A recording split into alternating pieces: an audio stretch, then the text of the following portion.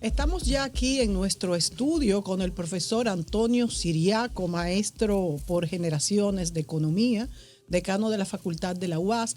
Y estamos aquí para, como dijimos, para analizar la situación económica global. Este es un momento, un punto de inflexión. Y queremos saber, Siriaco, cuál es tu posición frente a si esto es un plan de Donald Trump o si es una pura coincidencia.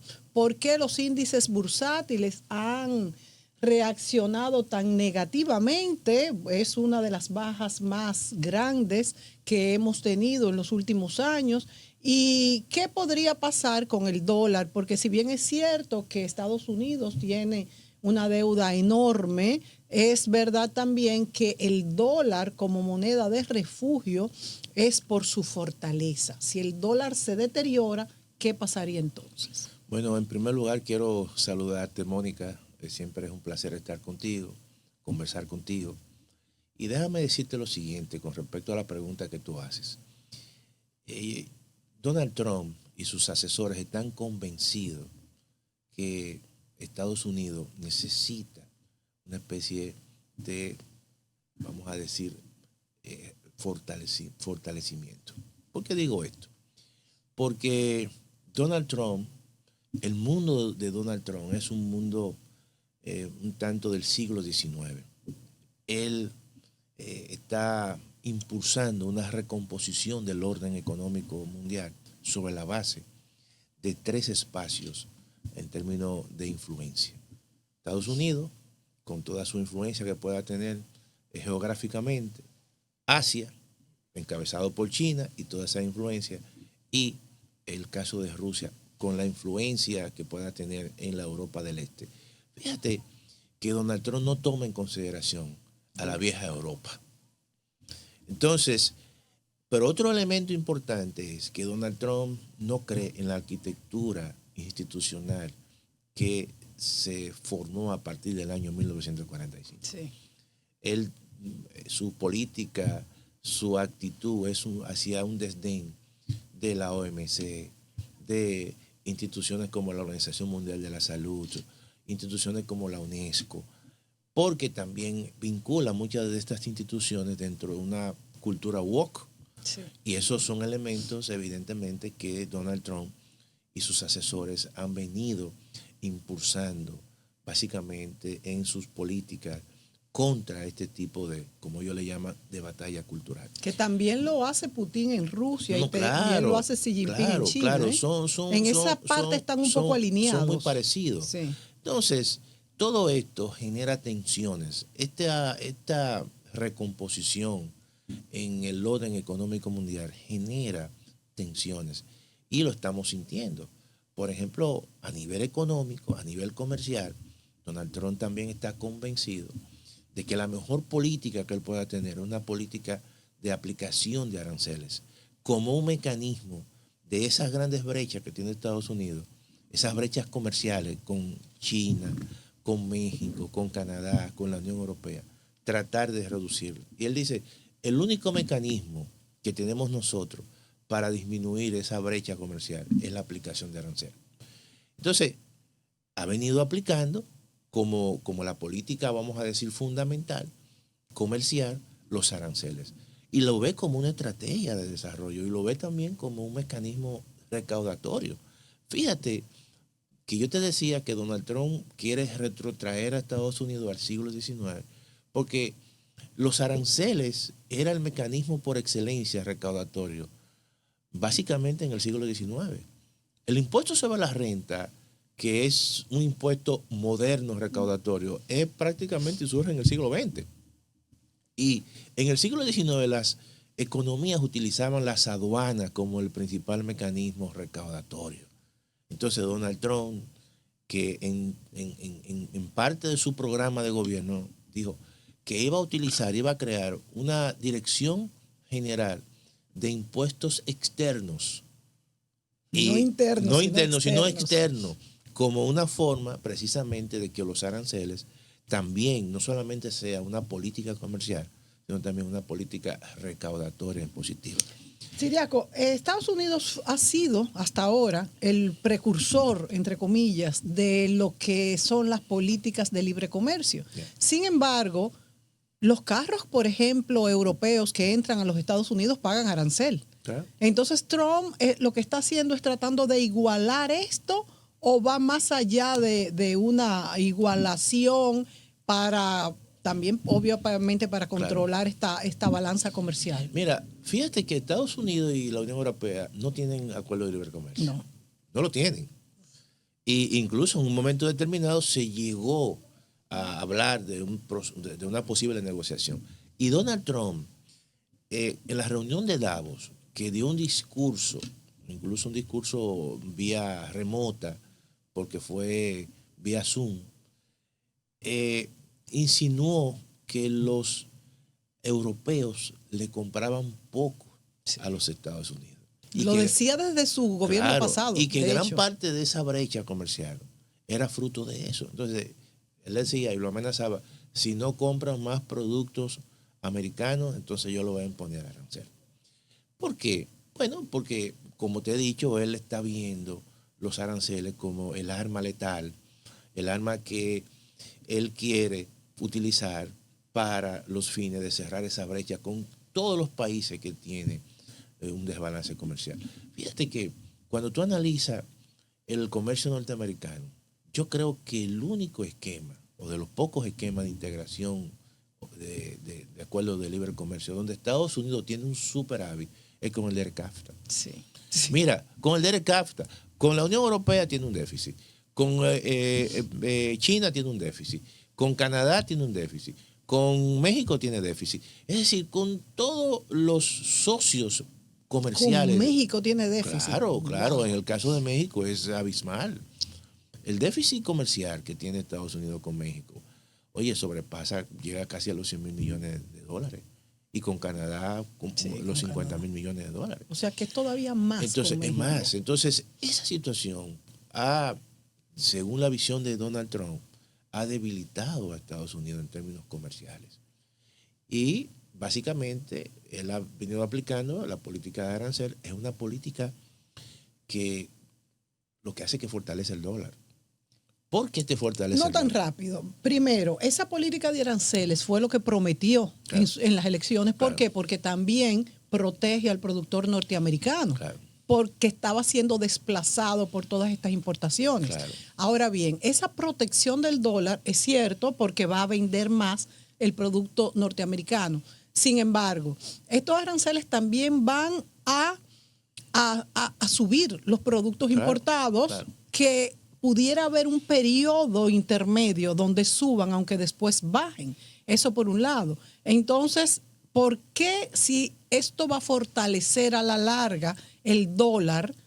También se habla de que tenemos que tener un dólar más competitivo para poder exportar más. ¿Y cuál es tu posición respecto a que si un dólar competitivo beneficiaría o no a los Estados Unidos? Porque es que una moneda fuerte, una moneda de refugio, una moneda que es en la que se hacen la mayoría de las transacciones, por mucho, ¿no?, en el mundo, ¿puede ser una moneda débil? Pero oye bien, esa es la visión que siempre vendió a Estados Unidos.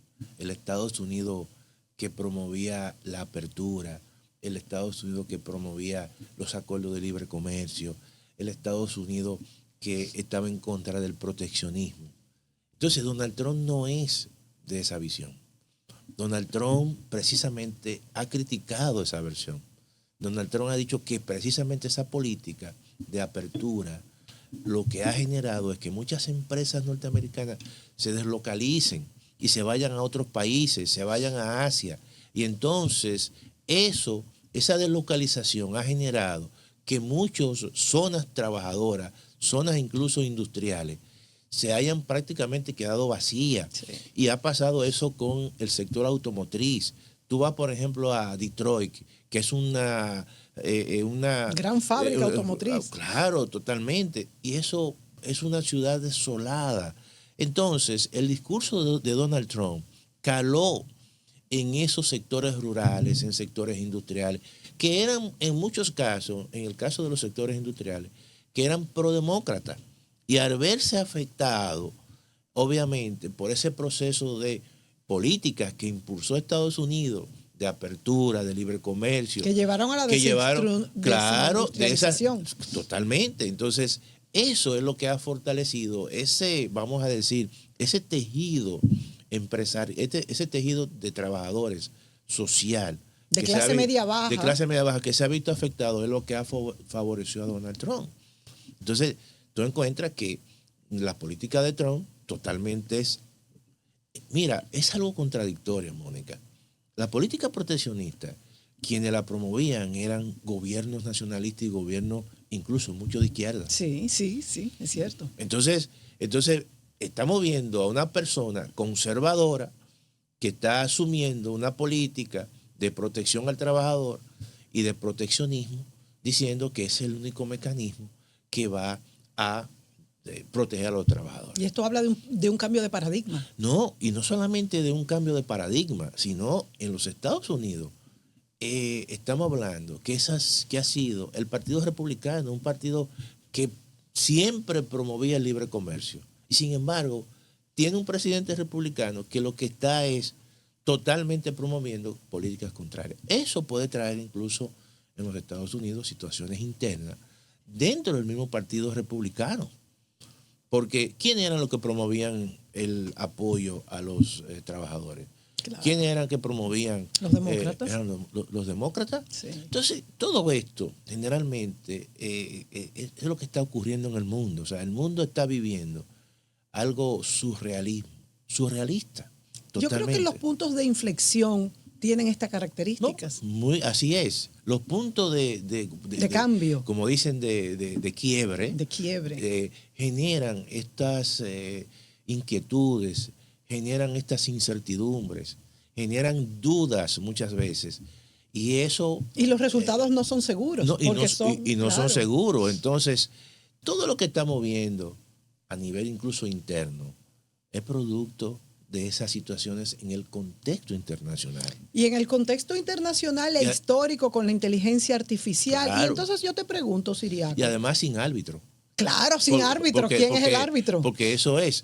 Los árbitros tradicionales ya no existen. Por ejemplo, el hecho que Donald Trump dé un decreto presidencial o una orden presidencial diciendo que al día siguiente le va a poner un arancel a México, eso está violando los acuerdos de la Organización Mundial del Comercio. Sí. Pero a él no le importa eso. O que de repente diga, mira, aquí todo lo que se aplicó de las vacunas eran cosas que, no sé, afectaron a la población norteamericana. Y por eso pone a uno de los Kennedy, que es antivacuna. Entonces todo eso va en contra de las políticas tradicionales de la Organización Mundial de la Salud. Algo muy delicado, porque si bien es cierto que muchas veces se necesitan estos personajes que rompan esquemas, también hay que ver que es muy delicado romperlos, porque las leyes es lo único que nos frena de hacer cosas que no están permitidas. Y además, si tú me dices que quien está dirigiendo eso es una persona que tradicionalmente, ¿verdad? O un país que tradicionalmente las leyes no eran importantes. Pero Estados Unidos, donde se vendía como la panacea de la democracia, donde todo el tema del check balance, o sea, esos contrapesos, ¿no?, de las instituciones funcionaban, y de repente una persona está asumiendo y está criticando incluso a jueces del Supremo, diciendo que ese juez aquí... Pero no solamente eso, criticando a la Reserva Federal de los Estados Unidos, que se supone totalmente independiente. Entonces, todo eso lo estamos viendo, Mónica. Y uno dice, pero ¿qué mundo nosotros estamos viviendo? Es un surrealismo, y más en un país donde precisamente era el estándar de la buena práctica democrática y de las buenas instituciones y de la solidez de las instituciones. Muchas veces, Siriaco, hablamos en este mismo programa y por supuesto que seguro tú estabas presente en alguno de esos programas sobre Alan Greenspan, que mantuvo la tasa de interés muy bajo por muchísimo tiempo, quizás el que más bajo duró más de 18 años. O sea, el que más estuvo ahí en la Reserva Federal al frente. Y se decía pues que esto era bueno, que esto hacía a los Estados Unidos, a la economía crecer.